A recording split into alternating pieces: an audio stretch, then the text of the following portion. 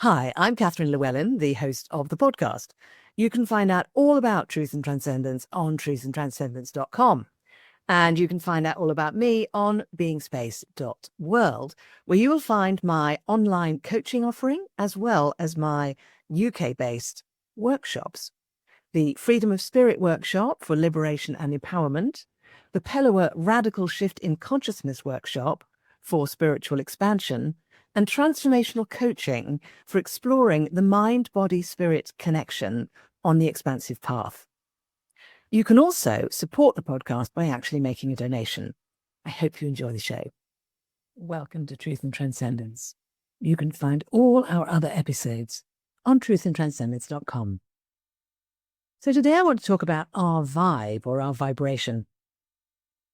I think the use of the word vibe as a description for what it's like being around somebody or what someone's presence is like was first used probably in the 1950s, something like that. And a lot of us have forgotten that the word vibe actually is a shortening of the word vibration.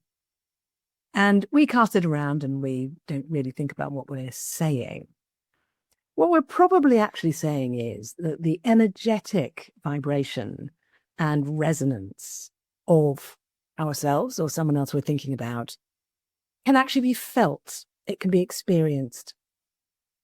And it can be experienced as pleasurable or not pleasurable, attractive or not attractive, appealing or not appealing.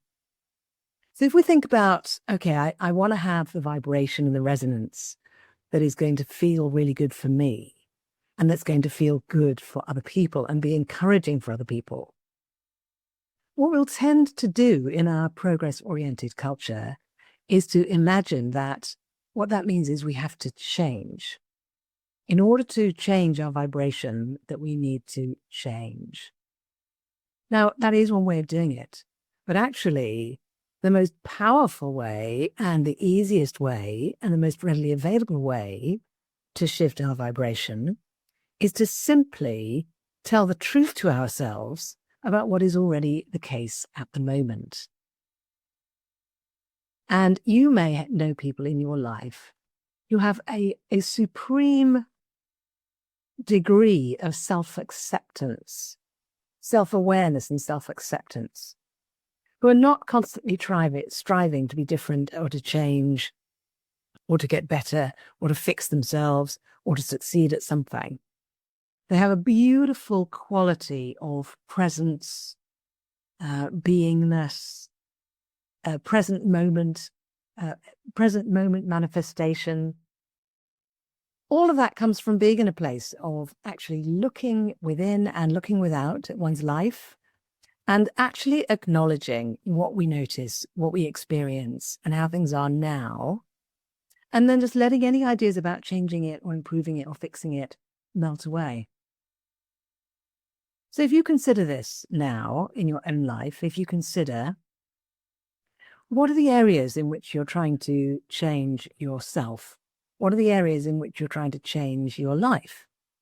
And just reflect on those for a second. And then say to yourself, okay, that's fine. I want to make those changes. Absolutely fine. Now, let's look at how things are right now. How am I? How do I feel in my body? How does my energy feel? How is my health? How is my vibration within myself? How am I experiencing myself? If I were going to describe my perception of myself right now in this moment, what would I say? And now can I move into a place of completely loving myself exactly as I am, completely accepting the truth of whatever is so for me at the moment, even if, and perhaps especially if, what is so at the moment includes a lot of questions, a lot of unanswered curiosity, confusion, bewilderment. All of that may be part of what's actually true. Part of what's true could be, I don't know everything that's true at the moment. So that's another layer of deep self-acceptance, an acceptance of what is true now. And if you put your attention out into your life, your relationships, your home life, your home environment, your work life, your work environment, what you do for fun, what you do for leisure, what you do for your well-being, what you do for the community, your contributions, all of that. And consider all of that. Again, you may be working towards making changes and improvements in any or all of those areas. But if you stop for a second and ask yourself, what's true now in those situations? And what's true includes what is actually physically going on. It also includes how you feel about it, what you think about it, how you assess and judge it. It includes the comfort, the discomfort, the fulfillment, the frustration, the anger, the peace, the ecstasy, the boredom, the numbness, everything is all part of the actual experience of what's true for you now. And can you move into a complete state of life self-acceptance in relation to all of that? And by self-acceptance, I do not mean complacency. I do not mean just putting up with it. What I mean is looking at it and lifting off from it any intentions about changing it. And just saying those intentions about making changes, I'm not getting rid of those. I'm just putting them to one side temporarily.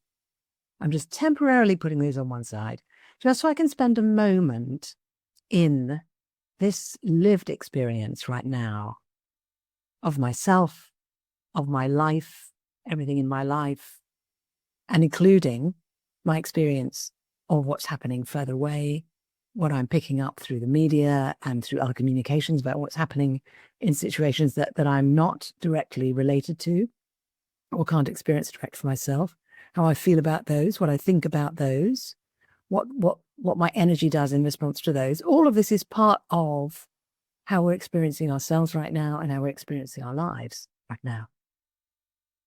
And if you allow yourself to follow that meditation a little bit deeper until you start to relax and breathe deeply in the moment self-acceptance, wait to see what happens. Wait to see what happens to your energy.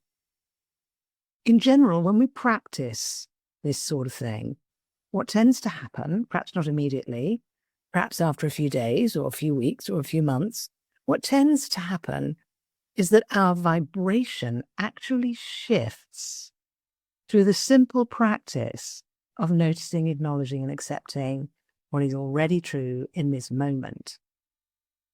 It's one of the miracles and wonderfulnesses of being human. We have the capacity to transform our lives through the simple expedient of telling the truth to ourselves about what is the case, what is the situation, what is the status right now. So I'm not going to try to explain to you how that works or why that works. I will say to you, I've seen that work for me and many other people many, many, many, many, many times. And it doesn't matter how many times we experience this. We can always go back and re-experience it and refreshen our connection with it.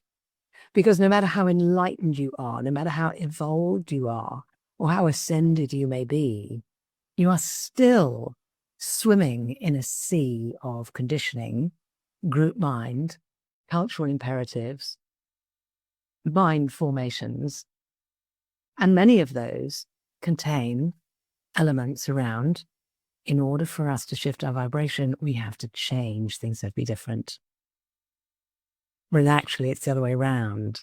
When our vibration shifts, then things change, we change, our life changes. But it starts with recognizing, owning, accepting, loving, choosing, experiencing, all of that, everything that's true right now. So thank you for listening. Thank you for watching. Have a fantastic week. And I look forward to seeing you next time. I hope you enjoyed this week's episode. It really helps if you give a thumbs up, a 5-star rating, a review, and share with your friends.